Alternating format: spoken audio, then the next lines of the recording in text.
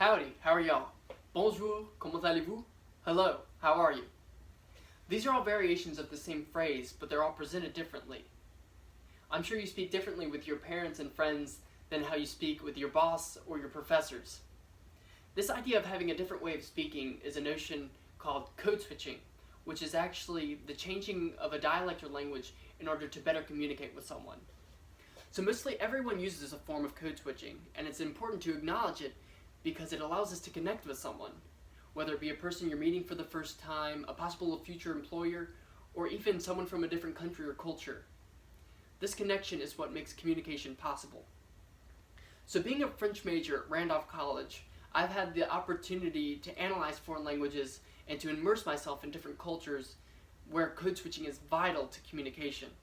So I plan to prove this notion by 1, discussing the use of everyday life of code switching, 2, showing the positive effects of code switching, and 3, emphasizing the fact that code switching is a part of our identity. So to be a bit more specific, I want to discuss these topics on a deeper scale to further show how they all correspond to the world around us. And as I previously stated, code switching is used every day and holds an important purpose in how we interact with one another. In fact, I'm using a form of code switching as I speak with you now.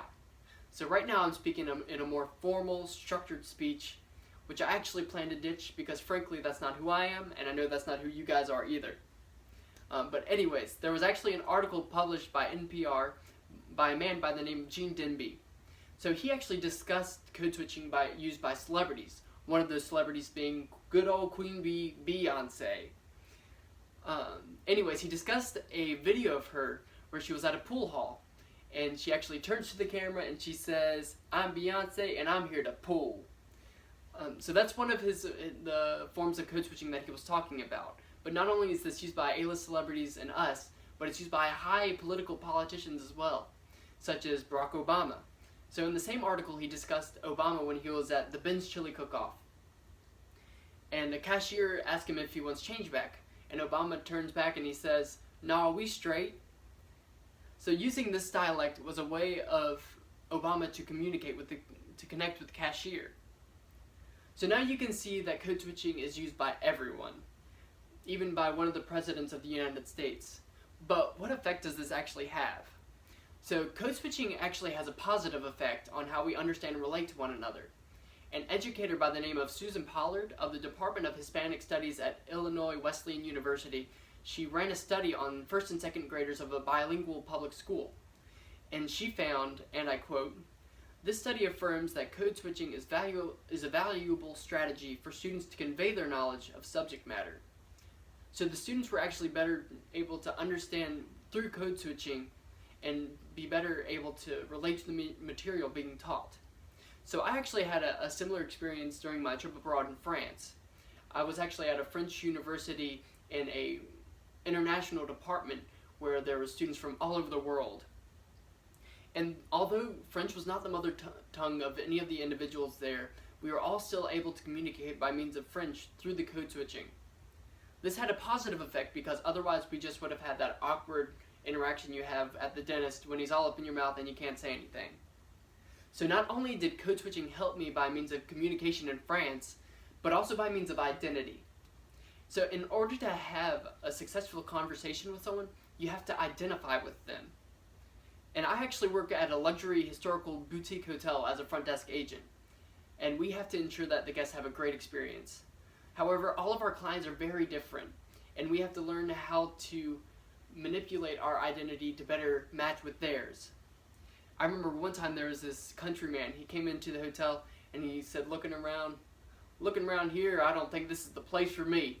And I looked back at him and I responded, "Why is that? We ain't your style?"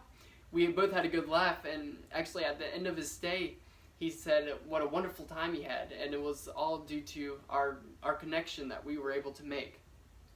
And believe it or not, there was actually a study done on this by a man named Walid Rehain, and he's from the Arab Open University. He conducted a sociolinguistic study which looked to answer why we use code switching. So he found, and I quote, "Code switching is motivated by many factors, such as solidarity, social status, topic, affection, and persuasion," end quote. So as you can see, Code switching is everywhere and has various effects on how we live our lives. It is how we relate to one another, and we use it every day, whether we acknowledge it or not. It is also how we identify ourselves in communication. It has a positive impact if we use it so we can better understand those who we talk to, which would make us more open-minded and accepting individuals. But without code switching, the ability to understand and communicate with others would be nearly impossible.